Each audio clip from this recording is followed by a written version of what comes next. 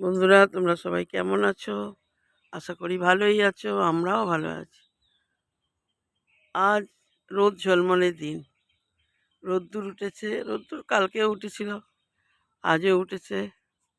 দেখো আমার বেল গাছটার অবস্থা,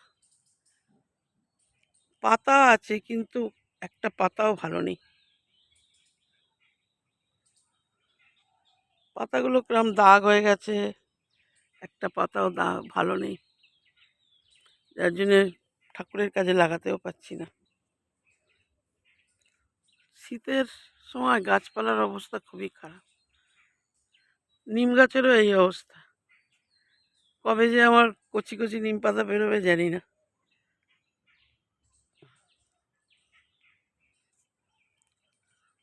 পাকা পাতা ঝরে যাচ্ছে এই সকালে।